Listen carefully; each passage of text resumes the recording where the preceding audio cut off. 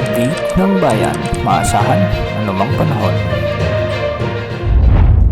Magandang araw po sa ating lahat. Narito na ang pinakaling update sa magiging lagay ng ating panahon at sa mga susunod na araw. Sa kasalukuyan ay iba't ibang weather systems pa rin ang nakakaapekto ngayon sa ating bansa, particular ang amihan at ang shearline. Dahil nga sa amihan, asahan pa rin ang malamig na panahon, magiging maulap ang mga kalangitan na may mga kasamang mahihinang pag-ulan sa may Cagayan Valley, Central Luzon, Calabarzon, Western Visayas, Apayao, Kalinga Mountain Province, Ifugao, Camarines Norte, Oriental Mindoro, sa may Marinduque kasama na ang Romblon. Samantala dahil naman sa pag-iral ng shearline, asahan naman ang maulap na kalangitan na may mga kalat-kalat na pagulan at pagkidlat pagkulog sa may Caraga sa nalalabing bahagi ng Visayas, nalalabing bahagi ng Bicol Region, Camiguin at sa may Misamis Oriental. Mag-ingat po dahil posible ang banta ng mga biglaang pagbaha o pagguho ng lupa, lalo na kung may mga umiiral na katamtaman hanggang sa malalakas na pagulan. Asahan naman ang bagyang maulap hanggang sa maulap na kalangitan na may mga isolated light rains dulot pa rin ng amihan o northeast monsoon sa Metro Manila at sa iba pang bahagi ng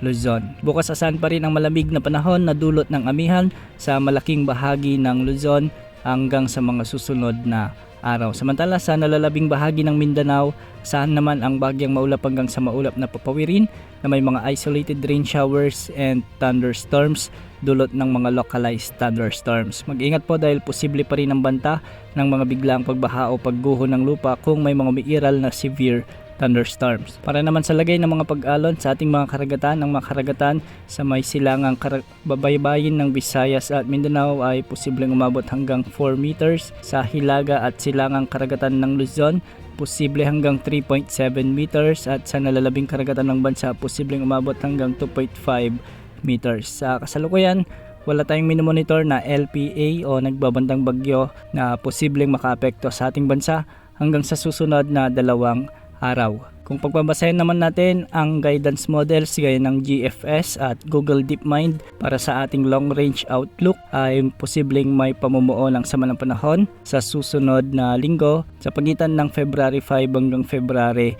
10. Nakikita natin sa ating wind map na posibleng lumapit ang potensyal na sama ng panahon na ito. Posibleng LPA o di kaya naman ay bagyo at lalapit sa bahagi ng Mindanao. Antabayan na ng mga susunod na updates ukol sa potensyal na sama ng panahon na ito. Yan muna ang latest talaga ng panahon.